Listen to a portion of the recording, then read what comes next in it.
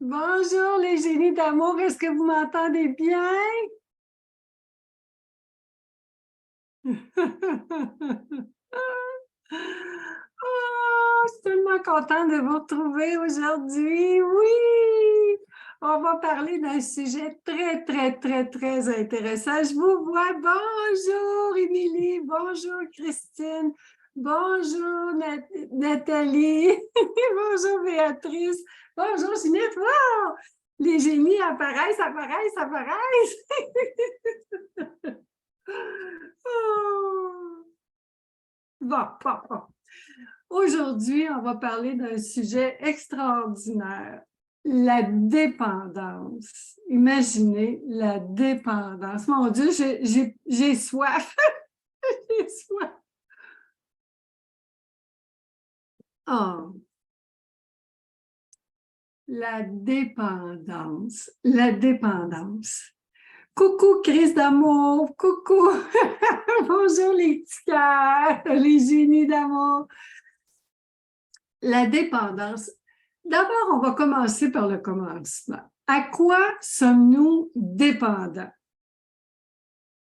Nous sommes dépendants, bonjour Aude, nous sommes dépendants à l'alcool, apparemment à l'alcool, à la nourriture, au travail, au sexe, aux relations, hein, les relations amoureuses. J'en ai noté, là.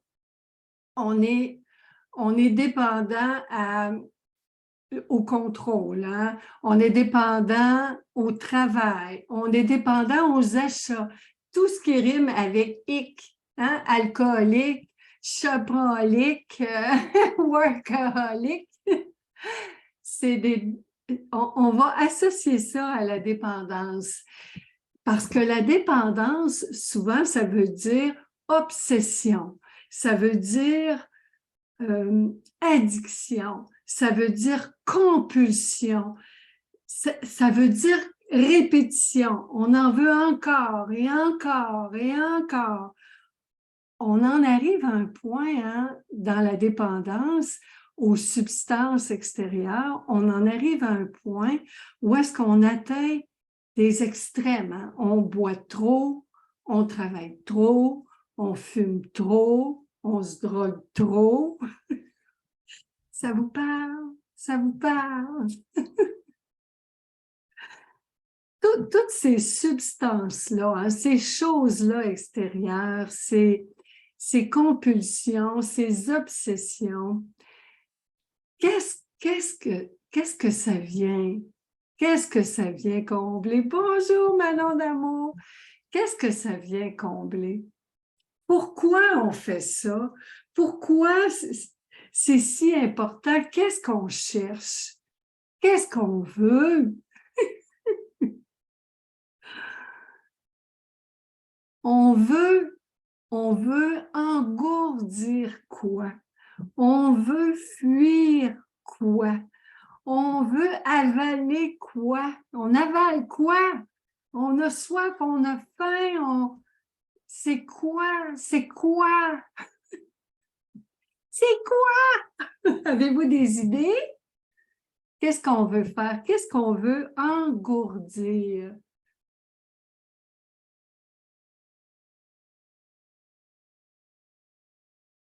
On veut engourdir la souffrance. On veut fuir la réalité. Oh, c'est beau, Christine d'amour. On veut fuir la réalité et pourtant, qu'est-ce qu'on sait? Si vous me connaissez bien, vous savez, la réalité, c'est quoi? La réalité, oh, la réalité est neutre. Alors, pour bien illustrer, je vais vous le montrer. On va prendre mes outils préférés. C'est tout le temps des cœurs. Les pensées pour moi, parce que là, vous savez que je vois ce que je veux en venir, on appelle ça jaser avec nos pensées, c'est pas pour rien. Alors, la réalité est neutre. Ça veut dire que la réalité, c'est ça. Ça veut dire que la réalité est transparente. La réalité est ni bien ni mal. En résumé, la réalité ne fait pas mal. Oh! Si la réalité ne fait pas mal, ça veut dire que la souffrance est ailleurs que dans la réalité. Et c'est là qu'on arrive. J'ai pris des petites notes. Comme d'habitude, vous me connaissez, j'ai pris mes petites notes. Qu'est-ce qu'on fuit? On fuit la souffrance. Parce que dans l'alcool, la drogue, le sexe, le sport, l'apparence, les achats, le travail, on cherche à trouver du plaisir. Parce qu'on pense que c'est en mettant du plaisir par-dessus la souffrance qu'on va l'engourdir. Puis d'après vous, là, hein, on veut engourdir nos émotions. Merveilleux, Nathalie, tu t'as mis le doigt dessus. On veut engourdir les émotions. On veut du réconfort. On veut, c'est le fun, hein? C'est pas un verre de vin qui va chicaner avec nous. J'ai jamais rencontré un verre de vin, moi, qui s'est mis à hurler. J'ai jamais vu un sac de chips qui a porté plainte au droit des patates, hein, à l'Organisme mondial de la protection des patates. Non, ils vont se laisser faire, hein? Tout ça, le verre de vin, sur Internet, hein, les achats, on clique, on achète. Les cartes de crédit font tout pour nous aider là-dedans. La régie des alcools, hein, les magasins, les épiceries, tout le monde va nous aider. Le travail, qui se plaint? Qui se plaint? Quel patron va se plaindre qu'on travaille trop? Et tout ça parce que les émotions font mal. Alors, la souffrance, on va chercher du plaisir. Et le plaisir, évidemment, si vous avez remarqué, après, moi, j'ai déjà bu une bouteille de vin un soir que 2 jours avant d'annoncer à mon mari que j'allais me séparer, ce soir-là, j'étais toute seule chez moi, puis j'avais bu 1 litre de vin rouge, puis j'avais mangé un géant sac de chips familial. Je peux vous le dire que je sais de quoi je parle. Qu'est-ce qui est arrivé le lendemain matin au corps de la petite dodo? Ça faisait mal. Le plaisir c'était plaisant au moment où j'ai bu et j'ai mangé. Mais le lendemain, dans mon corps, il m'a montré, lui, que c'était pas si plaisant que ça. Hein? Parce que le corps, c'est l'expression du traitement qu'on lui fait. Hein. Vous l'avez remarqué? Est-ce qu'il y en a qui... Est-ce que ça vous parle jusqu'ici? Est-ce que je regarde là, les petits commentaires? Est-ce que ça vous parle? Vous reconnaissez-vous un petit peu?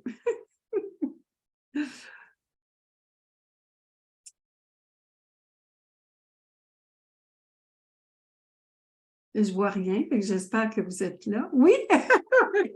Oui, merveilleux. Alors, les émotions. Oh, merci, Chris d'amour.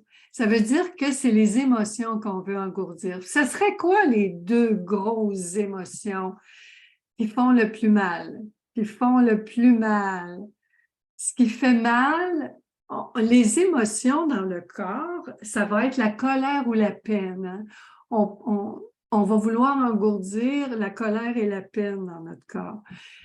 Parce que la colère et la peine, c'est provoqué par, j'ai vu le mot de Christine, c'est provoqué par la peur et la culpabilité.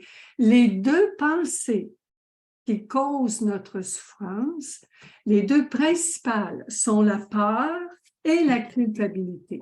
Alors, la réalité est neutre. La réalité est neutre. La peur. La peur va dire j'ai peur de perdre mon emploi, j'ai peur de perdre la personne que j'aime, j'ai peur de perdre mon enfant, j'ai peur de perdre mon apparence, j'ai peur de vieillir, j'ai peur de mourir, j'ai peur de perdre mon argent, j'ai peur de perdre mon emploi, j'ai peur de perdre. C'est par rapport à l'avenir. Hein, j'ai peur que mon mari se fâche. J'ai peur que ma mère cesse de me parler. J'ai peur de l'échec. J'ai peur de me tromper. Et ça, la peur, c'est des pensées qui projettent un avenir terrifiant.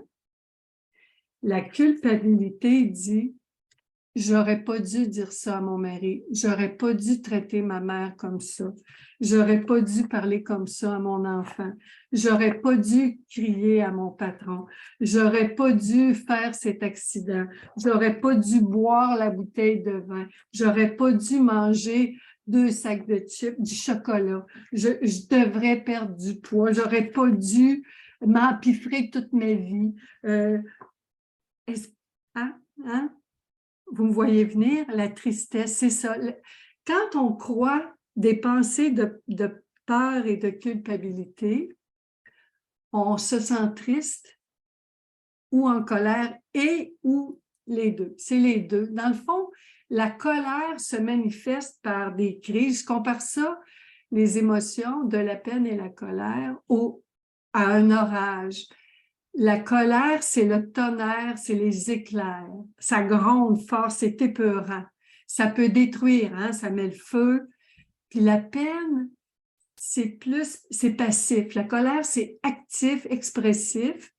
La peine, c'est intérieur, c'est passif, on pleure. Mais pleurer, ça peut faire des inondations, ça fait déborder les rivières aussi. Hein, vous me suivez? Donc, la peine et la colère sont les émotions manifestées par les pensées de peur et de culpabilité.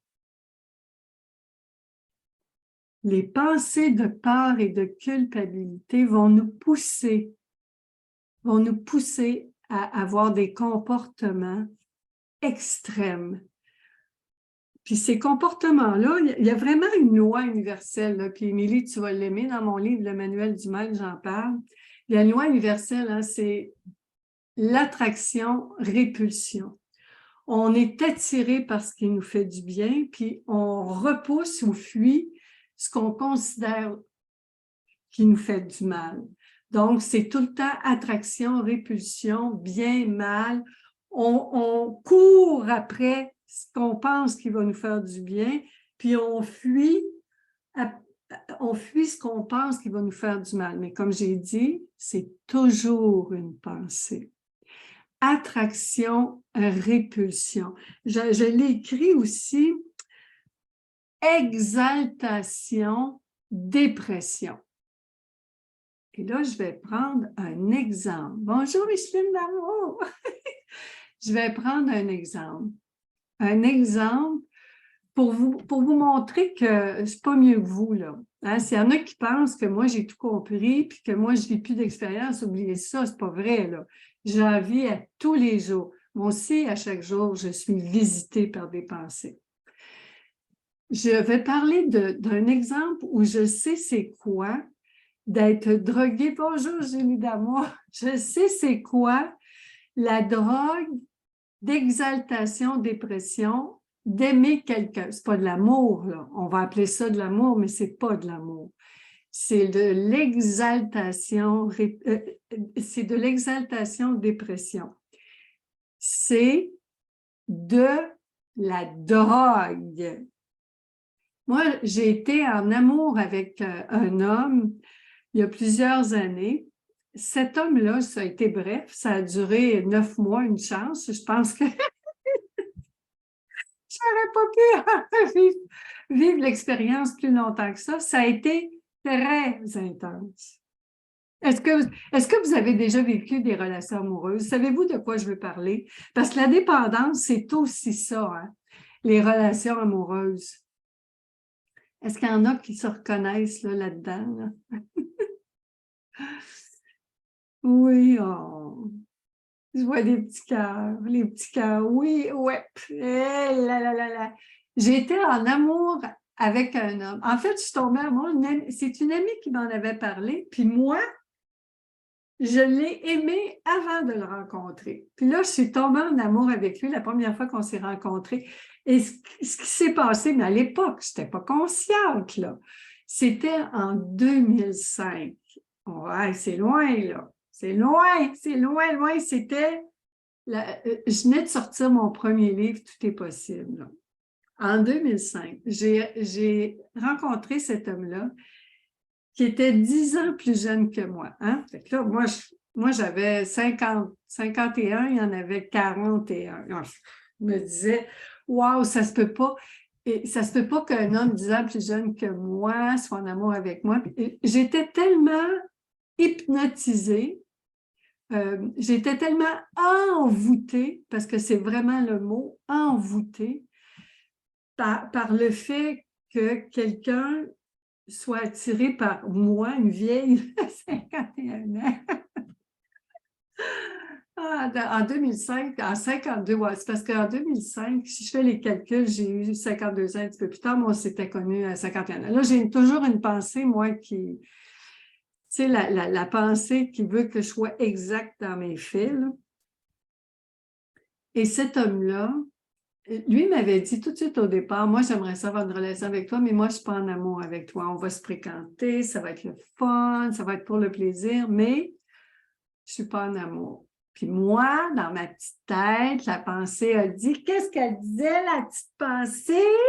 L'école, elle disait, ben voyons donc, on va l'ensorceler, puis on va réussir, puis il va tomber en amour avec nous, ma dodo. Je te le promets. Alors là, j'ai fait tout ce que j'ai pu pour qu'il tombe en amour. Puis je pensais à lui jour et nuit. Je suis partie en voyage une semaine dans le sud avec une amie, puis je le voyais partout. Je pensais à lui tout le temps. J'étais tout le temps en train de comploter des choses que je pouvais faire pour l'attirer. Puis là, quand il venait me visiter, on passait du beau temps ensemble. Puis après ça, il repartait. Quand il était avec moi, j'étais exaltée. Je ne portais plus à terre. Puis en plus, j'étais pas moi-même parce que des fois, je l'entendais, s'il faisait un petit commentaire, il disait, oh, cette fille-là, j'aime pas ça quand elle fait ça, elle. Ben, moi, je le faisais pas. Puis là, s'il faisait un commentaire, oh, moi, ces choses-là, ces gens-là, moi, j'aime pas ça. Ben, je prenais des notes. Puis moi, tout ce que lui n'aimait pas, moi, je le refoulais. Alors, je n'étais pas moi-même. Et j'avais honte de ça. J'en parlais pas à mes amis, je le disais pas parce que j'avais trop honte. J'ai vécu pendant 9 mois l'exaltation d'être avec lui et de ne pas être moi-même. Et pendant 9 mois, la dépression de ne pas être moi-même, puis d'être accro. C'était de la drogue. Quand il partait, quand il quittait la maison, j'avais un grand creux de vide. J'avais un vide. Je me sentais perdue sans lui. Et le jour où, le matin, j'avais fait ma liste de toute ma vie de rêve avec lui. J'ai fait ma liste. Et le soir, il était de passage à Québec. Il est arrêté souper chez moi ce soir-là. Ça a donné comme ça. C'était le jour où moi, j'avais fait ma liste de ma vie de rêve avec lui. On allait vivre ensemble, j'allais vendre ma maison, on allait s'acheter une maison sur le bord d'un lac, puis on allait pouvoir se bercer le soir ensemble, méditer ensemble, etc. Et ce soir-là, au souper, il m'a annoncé qu'il était en amour avec une autre femme. 2 ans ça m'a pris 2 ans, vraiment 2 ans, pour revenir à moi, là, pour dégriser de cette ivresse-là. Puis j'ai réfléchi, oui, une dépendance affective, j'ai beaucoup réfléchi, évidemment, et j'ai compris, puis je suis allée suivre plein de formations, j'en ai profité dans mes formations. Ça a été exceptionnel. Ah oui, j'ai souffert le martyre et j'ai compris qu'est-ce qui nous... C'est sûr qu'aujourd'hui, depuis 8 ans, depuis les pensées, je vois plus ça de la même façon. Là, je comprends c'est quoi la dépendance, c'est quoi l'exaltation puis la dépression. C'est que je croyais, moi, que je ne pouvais pas être belle sans son regard, que ma jeunesse, ma beauté dépendaient de lui. Oh, il y en a, Julie, tu as du bonheur, tant mieux. Ça fait très mal quand on pense, quand on pense que notre beauté, notre bien-être, notre bonheur, notre valeur personnelle, notre importance dépend du regard de l'autre. Extrêmement souffrant. C'est ça, la dépendance, mes chéris d'amour. Aussitôt qu'on croit la pensée qui dit « Ton bonheur dépend de l'amour de ton mari, de tes enfants, de tes parents, de tes voisins, de tes amis. Ton bien-être dépend de ton patron, de ton travail, de ton image, de ta beauté, de ton apparence, de ton poids. » Aussitôt qu'on croit ces pensées-là, qu'est-ce qui nous arrive? Qu'est-ce qui nous arrive, mes chéris? L'enfer. On devient accro à quelque chose qui ne dépend pas de nous.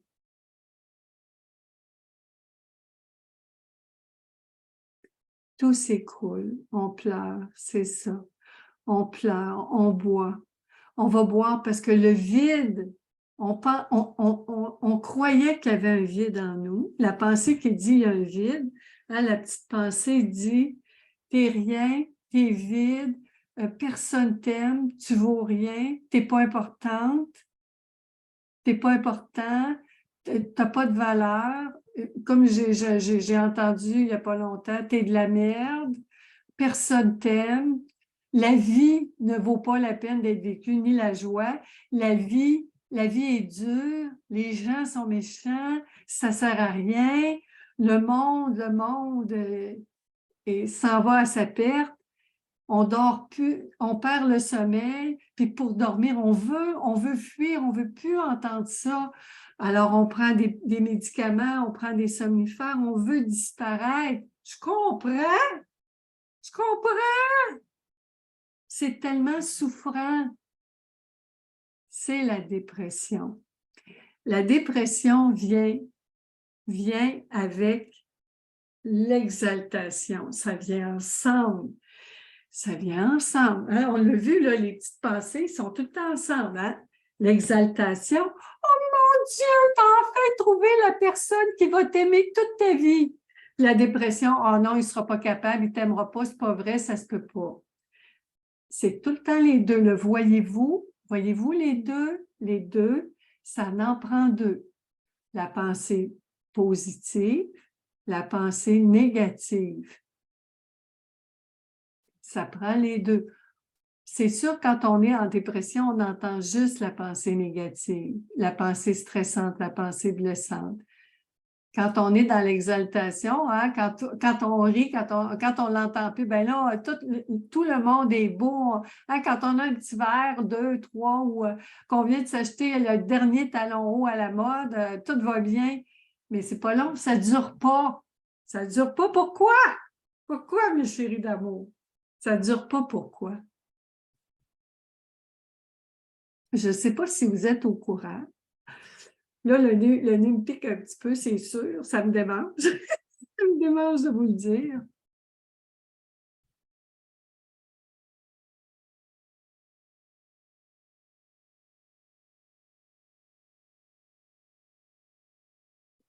Ça ne fonctionne pas, la matière. Pourquoi? Je ne sais pas si vous êtes au courant, mais tout ce qu'on a, à un moment donné, on ne l'aura plus. Hein? Les parents, la maison, l'emploi, les enfants, les amis, les voisins, l'apparence. Tout ce qu'on a actuellement, à tout moment, peut ne plus être là. Est-ce que vous êtes au courant, là? Est-ce qu'on vous le dit? Tout passe. Tout passe, exactement, Ginette d'amour, tout passe. Quand on veut s'accrocher à ça, ça commence à être douloureux quand on croit les pensées qu'ils disent, parce que les pensées vont nous faire croire que c'est éternel. La personne va nous aimer toujours. Les enfants vont toujours être avec nous. On va tout le temps avoir notre travail, notre maison, notre beauté, notre santé, nos pièces d'origine. Je vous le dis, quand on veut les garder, c'est de l'entretien.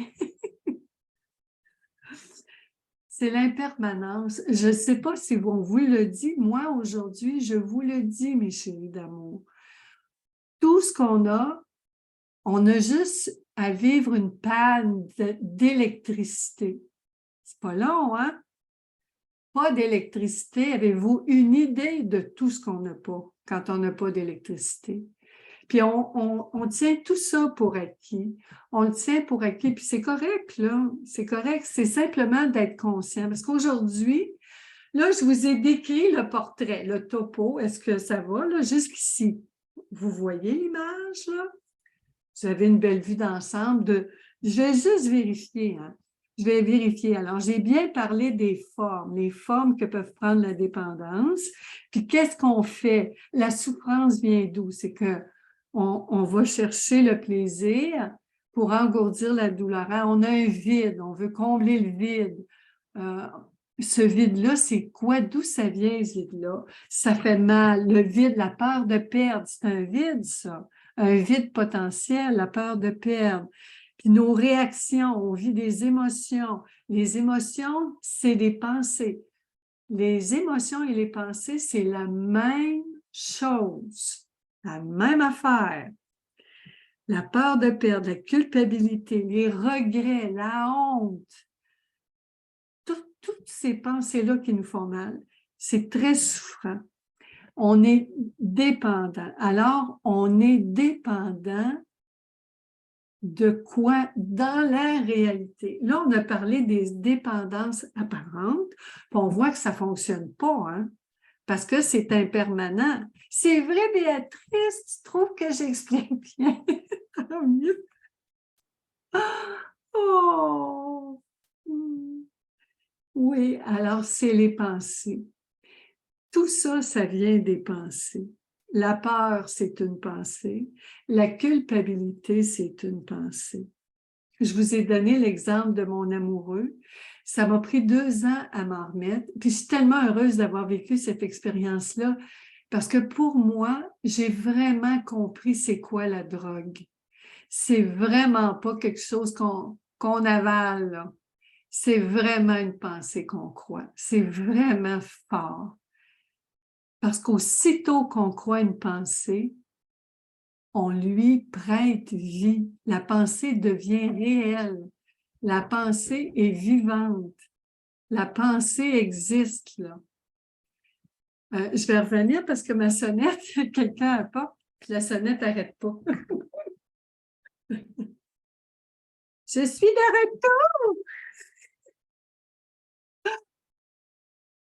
Ce que je trouve extraordinaire, c'est que j'avais une livraison aujourd'hui, puis ils pouvaient venir jusqu'à 8 heures ce soir, puis je me suis dit, ils vont venir à l'heure du dîner.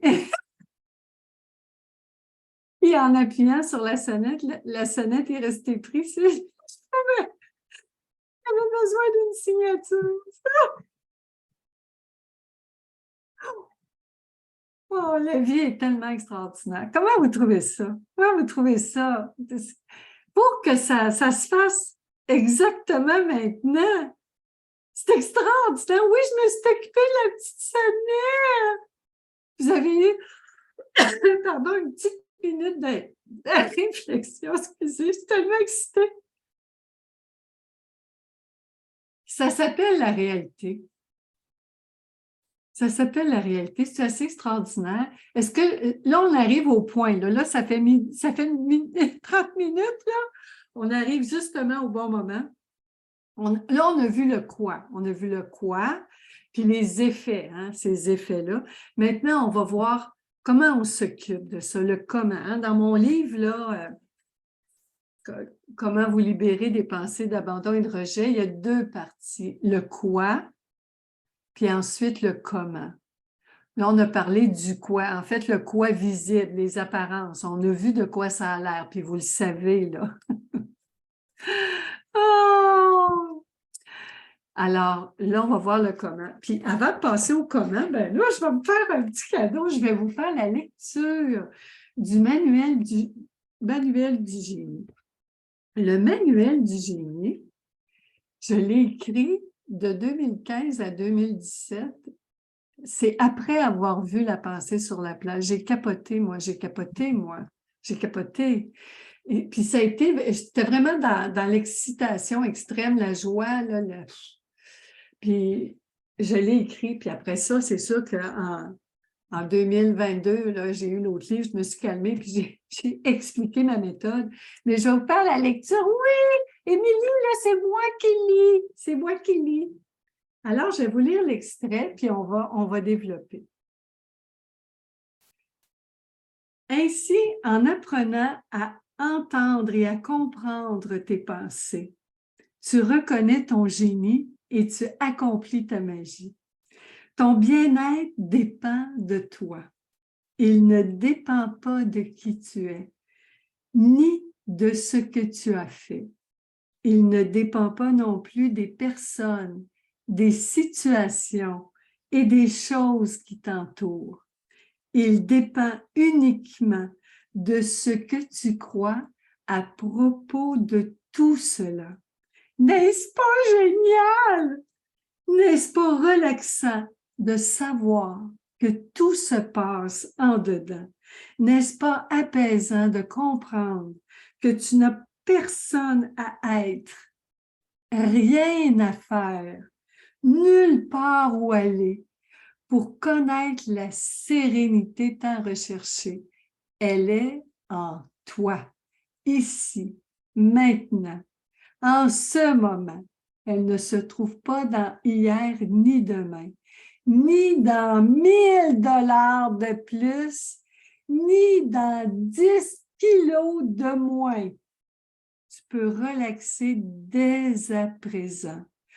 Tout est complet dans cet instant précieux qui ne se compare à aucun autre, puisqu'il est parfait tel qu'il est. Ça, c'était ma petite lecture. Parce que ce qui fait mal, c'est la comparaison. La comparaison, quand la pensée nous compare avec les personnes, les situations, les choses, quand on se compare, c'est ça aussi, l'enfer qui nous fait mal. J'ai parlé de l'exaltation, de la dépression. J'ai parlé de l'attraction et la répulsion. Nous, notre nature, c'est l'équilibre. C'est l'équilibre. Alors, nous, on sait où est-ce qu'on abuse. L'excès est où? Et pour trouver l'équilibre, ça prend deux extrêmes. Quand on est allé toucher l'extrême de l'exaltation, puis quand on est allé toucher l'extrême de la dépression, on sait où est notre milieu. L'équilibre, là, on peut trouver. C'est facile de trouver le milieu quand on a deux extrêmes. Quand il y en a juste une, plus difficile. Ça en prend deux. C'est pour ça qu'on peut, c'est possible, d'observer quelqu'un dans notre entourage qui boit, qui se drogue, qui a un comportement abusif et extrême. Et nous, avec la pratique de pensée consciente, quand on pratique la pensée consciente, nous, on reste dans notre équilibre. On reste bien ancré dans la réalité. On reste dans le calme. Notre nature, c'est le calme, la sérénité, la paix. Alors, ma mère, parce que ma mère buvait beaucoup, ma mère peut boire et je reste dans ma paix. Ma mère peut avoir un comportement excessif et je continue de l'aimer. Ma mère n'a pas besoin d'arrêter de boire pour que j'aime ma mère. J'ai vécu l'expérience. Ma mère buvait beaucoup. Puis moi, je suis l'aînée de 5 enfants. Il y a eu une période où on a eu les petits-enfants, puis il y avait un party chez ma sœur, puis ma mère avait bu beaucoup. Puis quand ma mère buvait, ma mère avait un comportement, était extrêmement triste. Ma mère se mettait aussi à blâmer papa, blâmer tout le monde. Ma mère, le jugement, la critique était plus facile quand ma mère buvait. Puis un jour, moi, j'ai décidé de parler à ma mère. Mon père en pouvait plus, mais mon père, c'est pas lui qui aurait parlé, mon père disait pas un mot. Un jour, ma mère m'invitait tout le temps au chalet, j'avais pas le temps d'y aller, puis une journée, j'arrive au chalet, ma mère est avec ma tante et mon oncle, là, ma mère, elle sursautait, elle dit, qu'est-ce que tu fais ici, Dodo? J'ai dit, depuis le temps que tu veux qu'on se parle, maman, je suis là, je t'écoute, je suis prête. Là, ma tante et mon oncle qui me connaissent, ont dit, bon, on va y aller, là, on reviendra. Je me suis assise avec ma mère, puis ça fait longtemps, avant qu'elle décède. Ma mère est décédée en 93. Ma mère est décédée en 93. C'était peut-être en 90. Ma mère, j'ai dit à maman, on s'est parlé, mes soeurs, puis moi, puis mon frère, puis dans les parties de famille, quand tu bois là, trop, tu as un comportement qui est pas agréable pour tout le monde. Elle dit, oui, je le sais, Dodo. Elle dit là, viens pas me dire d'arrêter de boire. J'ai dit, pas du tout, c'est pas de mes affaires que tu bois. La seule chose, c'est est-ce que ça serait possible que tu boives après une certaine quantité, que là, tu quittes le party. Qu'est-ce que tu en penses? Elle dit, c'est une bonne idée. J'ai dit, ça serait quoi ta quantité? Elle dit, 2 bouteilles de vin. Bon, ben, et c'est là-dessus qu'on s'est entendu. À partir de ce moment-là, dans les réunions de famille, quand ma mère avait bu ses 2 bouteilles de vin, ma mère s'en allait. Et ça a permis de vivre le restant jusqu'à elle est morte 2-3 ans plus tard. Là. Mais même quand elle était à l'hôpital, mon père avait dit, quand ta mère va sortir de l'hôpital, je vais vider toutes les cachettes de boissons, ta mère ne boira plus, puis ma mère est morte. Donc, elle n'a pas vécu l'expérience. Ce que je vous dis là, c'est qu'il y en a beaucoup qui pensent qu'on ne peut pas vivre confortablement avec des gens qui boivent. Oui, puis on est tout le temps libre de se lever et s'en aller. Mais il y a une chose que je sais, c'est si moi, je veux contrôler cette personne-là, ça va être la guerre. Ça va être la guerre. Et c'est pour ça qu'on arrive à l'autre point important. Là, j'ai dit que j'étais dans le commun, je suis avec vous. Là. N'ayez pas peur, mes chéris d'amour, je suis toujours là. Je sais de quoi je vais vous parler. Je sais comment c'est souffrant quand nous, on est à jeun, on est sobre, parce que là, aujourd'hui, on parle de la pensée sobre, hein? C'est toute une sobriété, ça, je vous le garantis, on a les idées claires. La pensée sobre, moi, c'est ma pensée préférée. J'ai un autre extrait, puis là, on va développer. Parce que je veux vous en parler. Dans ta découverte de la vérité à propos de la pensée qui te blesse, fait ou fiction, tu apprends aussi à prendre la responsabilité de tes pensées et à t'occuper de ton pré, tout en côtoyant le pré des personnes concernées. Pour les personnes qui n'ont pas lu mon livre, pour moi, les pensées, c'est des moutons et des brebis, et notre esprit, c'est un pré, un petit pré, puis moi, je suis la bergère, la bergère qui s'occupe des pensées, des petits moutons et brebis, qui sont hébergés hein, dans mon pré. Hein, c'est ça. Mon pré héberge les pensées et je suis la bergère. Ça prend une bergère. Puis quand je pose une question, c'est mon petit chien, c'est mon Google qui part à la recherche puis qui trouve la pensée, la réponse. Alors, voilà pour la mise au point. Pour ce faire, tu deviens expert à démêler ce qui t'appartient de ce qui ne t'appartient pas. Alors, voilà la clé pour aujourd'hui. Tenez-vous bien. Êtes-vous prêts? Bonjour, Patricia Damour. Êtes-vous prêts? Tu deviens un expert à démêler ce qui t'appartient de ce qui ne t'appartient pas. Car il existe 2 types de propriétaires, toi et les autres. ça veut dire que mon pré, ton pré n'est pas mon pré. Puis moi, je suis née à Beaupré, hein, parlant de pré. À ce propos, j'ai résumé une citation d'Épictète. Épictète, je vous mettrai le lien tantôt, en ces mots. Certaines choses dépendent de toi. Un gars qui a écrit ça il y a 2000 ans, ça vous donne une idée, ça ne date pas d'hier. Certaines choses dépendent de toi, d'autres pas. Ce qui dépend de toi, ce sont la pensée et tout ce en quoi c'est toi qui agis. Ce qui ne dépend pas de toi, c'est tout ce en quoi ce n'est pas toi qui agis. Avant tout, vois si ça dépend de toi. Si ça ne dépend pas de toi, sois prêt à dire « ça ne me regarde pas ».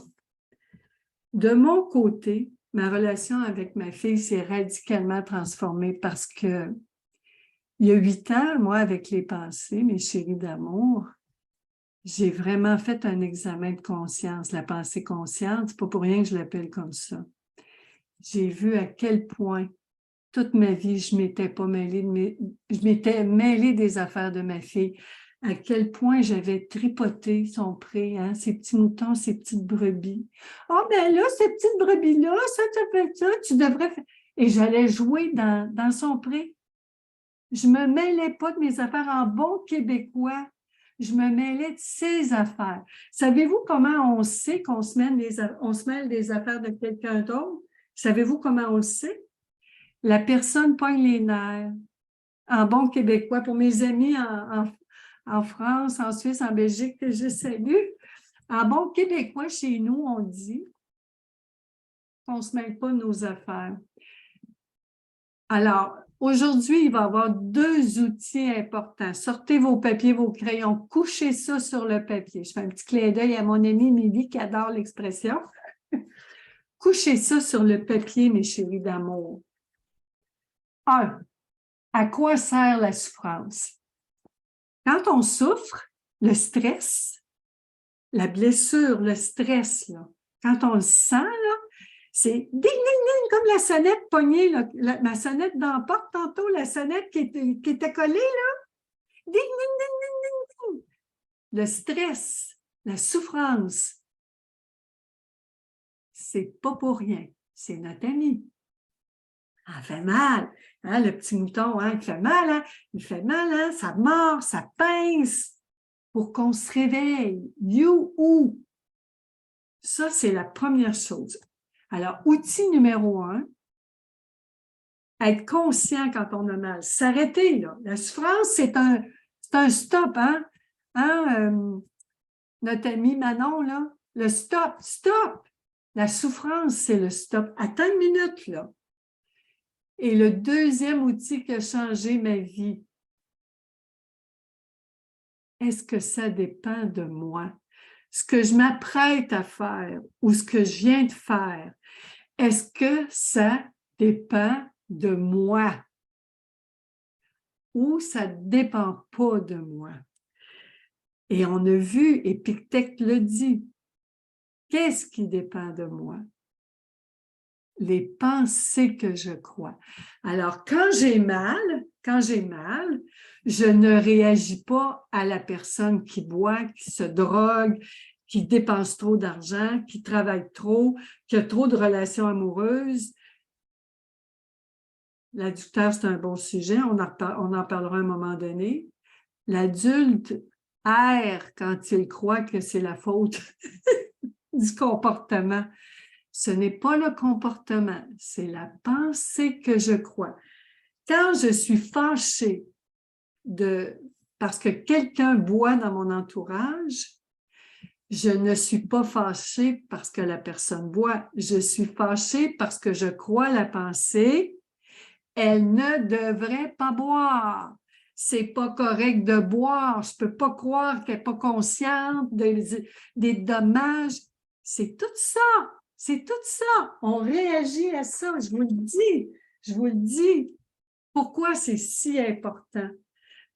Rappelez-vous, là, puis c'est pour ça que ça s'appelle une pratique de pensée consciente. Et si vous voulez remplir le formulaire, moi, il est gratuit sur mon site web. Dans mes outils, vous allez le trouver. Dans la pratique de pensée consciente, le PDF, vous pouvez le télécharger à tout moment puis le remplir. Quand vous avez une réaction, vous êtes en colère par rapport à vous-même ou quelqu'un d'autre, quand vous réagissez, c'est pas à propos de la bouteille de vin que vous avez bu, du sac de chips que vous avez mangé, c'est à propos des pensées que vous croyez. Les pensées, merci Lily d'amour. Je capote. Oh, t'es fine. Ce que je veux vous dire, ce qu'on fait en ce moment, mes chéris, c'est que la pratique de pensée consciente, ça a l'air de rien. Ça a l'air de rien, hein? Prendre conscience d'une pensée, ça a l'air de rien. Pourtant, ça change tout. Ça change tout. Je vais vous dire, là, il y a 10 ans, si j'avais fait un direct, puis quelqu'un avait sonné à la porte, ça se peut que j'aille pogner les nerfs. Ça se pourrait, là.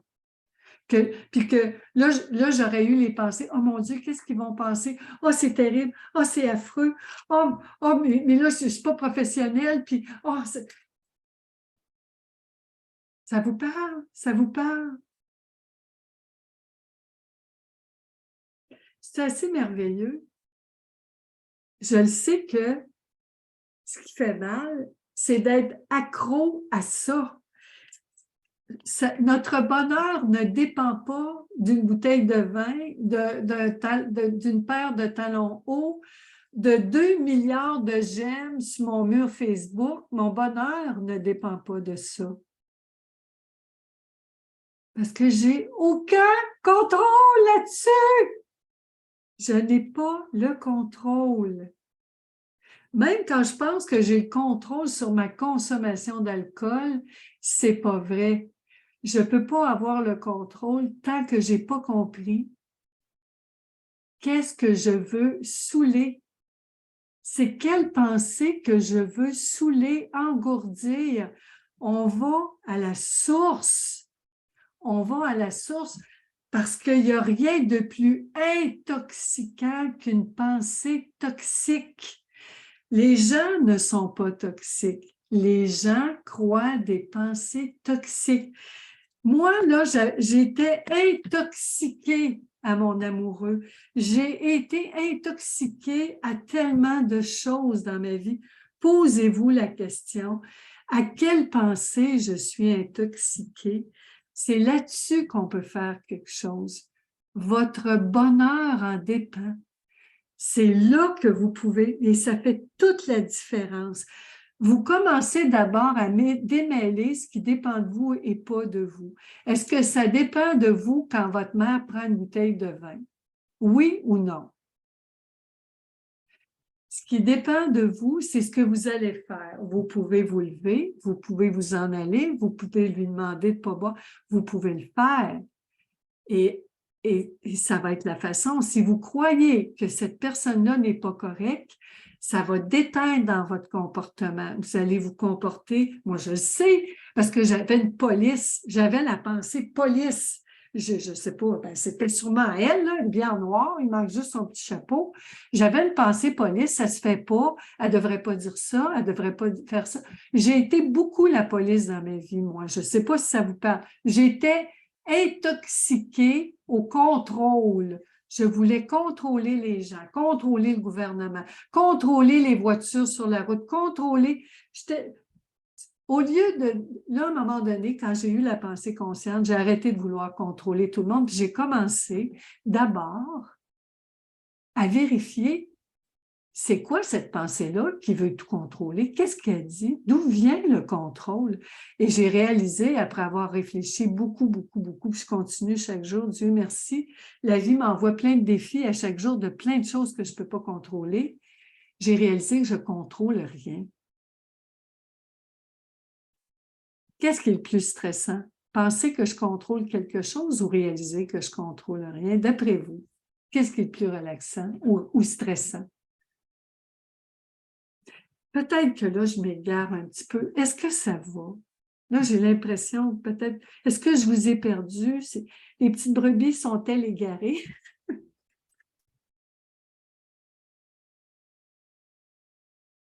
Ça va, vous êtes encore là, mes chéris d'amour. Où je veux en venir, c'est qu'on ne peut pas rien contrôler. Quand on croit la pensée qu'on peut contrôler les personnes, les situations et les choses, c'est un comportement très violent, très, très violent, parce qu'on ne contrôle pas les autres, mes chéris. Merci, Émilie d'amour. On ne contrôle personne. D'ailleurs, avant de vouloir contrôler les autres, je commence par moi-même voir si je suis capable de me contrôler. Je vais vous dire, c'est un travail à temps plein. Et c'est pour ça que le troisième outil, le premier outil, on a dit de vérifier quand on a mal, la souffrance. Deuxième outil, ça dépend de qui? Parce que vous avez remarqué la dépendance. Quand je pense que mon bien-être dépend de quelqu'un, c'est ça la souffrance. Alors, le troisième point, c'est de trouver les pensées, puis de les écrire. Alors, le troisième point, on écrit les pensées. Je le répète, c'est important. Parce que je me souviens, j'avais coaché une personne qui avait des problèmes avec son voisin qui faisait beaucoup de bruit dans l'appartement, puis elle était en train de virer folle. Puis moi, je la coachais, j'ai dit, qu'est-ce qui fait le plus de bruit? Le voisin dans l'appartement à côté ou les pensées qui crient dans ta tête à propos du voisin à côté? Moi, je sais, je l'ai vécu aussi. J'ai vécu une période où j'ai eu un voisin qui avait un chien, un énorme chien qui jappait de 8 heures du matin à 8 heures du soir. Il l'attachait après l'arbre dans la cour. J'ai écrit le manuel du maître sur la galerie en entendant japper ce chien-là parce que je m'étais dit que j'allais trouver l'équilibre. J'allais vivre l'expérience. Et plus tard, ben, la pensée est arrivée. C'est parce que, imaginez la différence, là. La différence quand on comprend. Puis quand j'ai,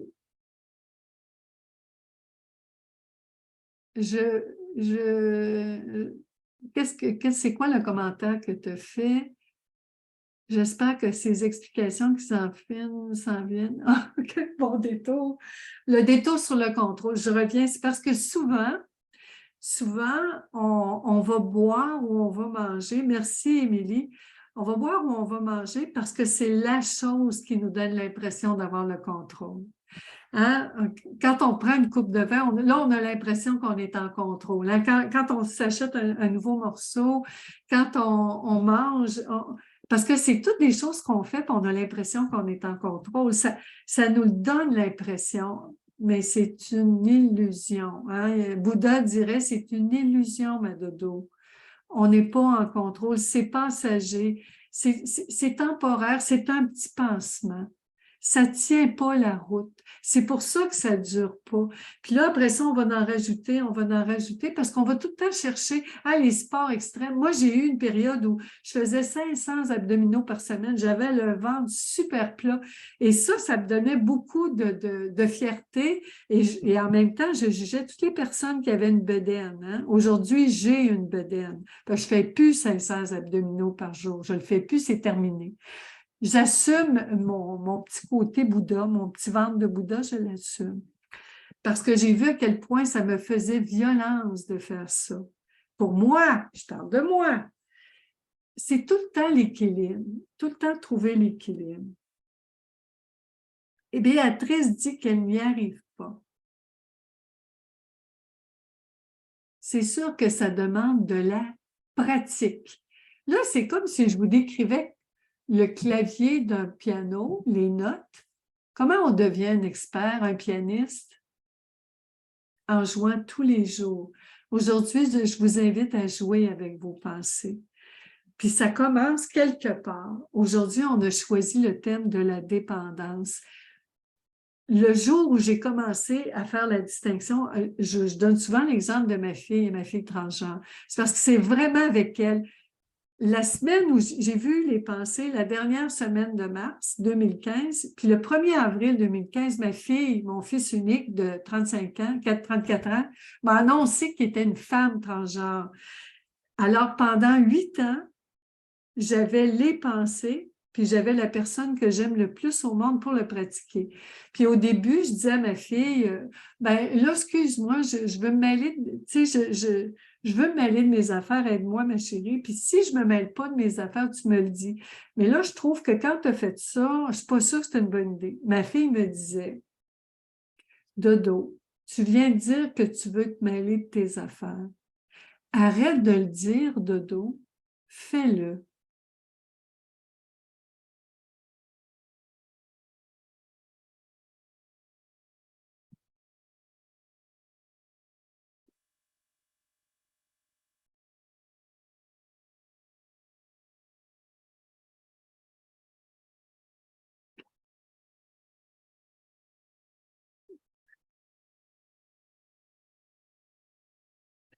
Faites-le une fois, puis vous allez voir le bien-être que c'est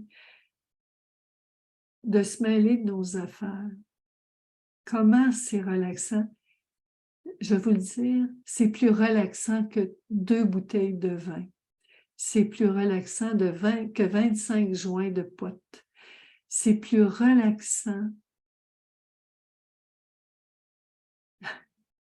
En plus, c'est tellement relaxant qu'il n'y a pas d'effet secondaire négatif. On n'a pas la gueule de bois le lendemain matin. On a les idées claires. Puis les gens apprécient tellement qu'on se mêle de nos affaires. On n'a pas besoin de le dire, le faire. Ma fille s'était beaucoup méfiée de moi. Pendant des années, ma fille s'était tenue loin de moi. Ça a pris des années, mes chéris d'amour, je vous le dis, là, à tous les jours. J'ai été 15 mois aussi parce que ma fille est déménagée à Montréal. Moi, je demeure à Québec. Ma fille, pendant 15 mois, moi, c'est moi qui l'amenais partout parce que la transformation de genre, il y a beaucoup de démarches. On attend, c'est long, c'est long. Puis, il y a beaucoup de choses, beaucoup d'achats, de magasinage, de procédures, d'étapes. Puis, toutes les fois, je l'ai amenée au restaurant, je l'ai amenée partout. Euh, Ma fille n'avait pas confiance en moi. Ma fille se méfiait de moi. Ma fille avait peur de moi. Ma fille était terrorisée. Puis ma fille, je ne demandais même pas d'avoir confiance. Ce que j'ai fait, je l'ai prouvé dans mes gestes. Et j'ai eu le cadeau en même temps que ma fille, le cadeau de la pensée consciente. Ça revient en même temps. Alors j'ai pratiqué, j'ai pratiqué, j'ai pratiqué, j'ai pratiqué, j'ai pratiqué, j'ai pratiqué. Puis plus je pratiquais, plus j'étais détendue, plus j'étais calme. Je vais vous dire maintenant, j'aimais beaucoup le vin, l'alcool. Je ne suis même plus capable d'en prendre. J'en prends presque plus. Je réagis mal. Je baisse les degrés d'alcool, je baisse. Je ne porte plus l'alcool. Parce que mon corps s'est transformé aussi. C'est curieux. Je ne le porte plus. Qu'est-ce que vous voulez que je vous dise? C'est la vérité. Et l'affaire, c'est que ma fille, maintenant, me fait confiance. Ma fille se sent en sécurité avec moi. Et ça a pris jour après jour, jour après jour, jour après jour. Je vous le dis, c'est la pratique. Aujourd'hui, je vous ai donné 3 petits trucs. Quand vous souffrez, stop, arrêtez-vous. Ou quand vous êtes avec quelqu'un qui réagit fort, qui est sa défensive puis qui vous attaque, ou que vous avez envie d'attaquer puis vous êtes à la défensive. Attaque-défense, c'est la même affaire, je vous le dis. Victime-bourreau, c'est tout le temps la même pensée. Vous le verrez dans mon livre, j'en parle.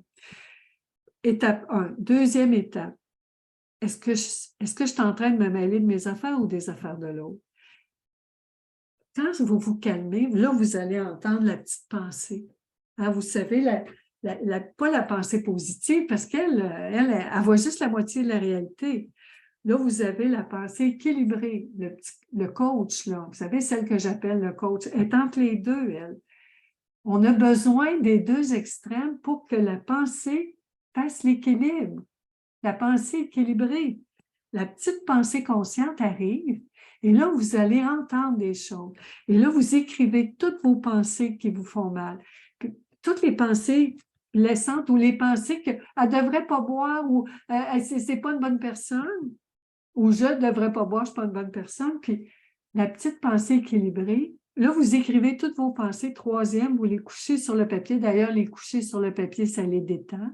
Vous les déposez pour qu'elles se reposent. Et là, tranquillement, quand vous faites l'exercice, prenez 1 heure, 2 heures, 3 heures, puis continuez de le faire chaque jour. À un moment donné, vous allez entendre toute votre sagesse intérieure, la pensée consciente, parce que vous êtes des génies. On est tous pareils.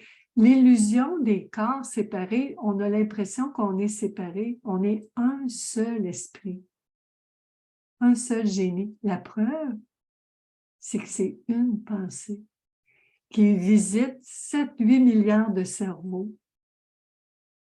Et c'est tout le temps la même pensée. C'est tout le temps, il y a une conscience. Vous avez la même conscience que moi. Vous êtes des génies, je vous l'ai dit. Je vous le dis. Mais croyez-moi pas. Vérifiez-le par vous-même. Vérifiez-le. Oh là là là là, on arrive à la fin, mes chéris d'amour. Tout ça, c'est pour assumer nos responsabilités, trouver l'équilibre, assumer nos responsabilités, puis agir. On agit, quand on est conscient, on n'est pas des nouilles. On fait des choses extraordinaires. On accomplit des choses extraordinaires. La différence, c'est qu'au lieu d'agir propulsé par le stress, la peur puis la culpabilité, on agit propulsé par la détente, l'amour, la paix, la joie. Ça paraît même pas à l'extérieur, personne ne s'en rend compte. L'effet, on le vit en dedans. Je vous le dis, la pensée sobre, je salue sobre et branché, la pensée sobre a tellement meilleur goût. Quand on parle de modération, c'est l'équilibre. La compréhension a tellement meilleur goût. Puis un jour ou l'autre, faites-vous-en pas. On touche tout le monde touche son fond. C'est important de toucher notre fond. C'est important parce que peu importe la grosseur de la piscine, quand on sait c'est quoi le fond d'une piscine, puis qu'on le touche, on peut se donner une bonne poussée puis remonter à la surface. J'ai pas peur des fonds, moi. J'ai pas peur de ça. Tout le monde est libre, mes chéris d'amour. Tout le monde est libre. Je vérifie si c'est tout beau. Prenez le temps de pratiquer. Répétez-vous, répétez-le. La répétition, c'est comme ça qu'on apprend. Répéter, répéter, répéter, c'est comme ça qu'on devient un expert. Parce que la petite pensée, elle a la mémoire courte, la petite pensée. Puis on lui répète, puis on lui répète. Ma fille, j'ai répété dans mes gestes, je l'ai répété, je l'écoute, je l'écoute. Ça calme beaucoup de jugement aussi. On devient beaucoup plus bienveillant, beaucoup moins violent. Ça calme les petites pensées. J'espère, mes chéris d'amour, qu'aujourd'hui, ça vous a apporté un petit quelque chose. Si vous voulez m'écrire avec quoi vous repartez, quand je finis mes coachings avec mes coachés, je demande tout le temps avec quoi tu repars aujourd'hui. Alors, mes génies d'amour, ça vous tente de m'écrire avec quoi tu repars aujourd'hui, mon chéri, ma chérie, mon beau génie d'amour. Si tu veux me l'écrire, si vous voulez me l'écrire, je vais revenir, moi je vais tout répondre, je vais cliquer j'aime, vous savez, j'adore rester en contact avec vous. Alors, c'est la fin aujourd'hui. Je vous remercie infiniment. Je vous dis, ça change la vie, ça change toute une vie. Et ça paraît peut-être pas tant que ça à l'extérieur, mais en dedans, c'est le paradis, mes chéris d'amour. Je vous aime tellement.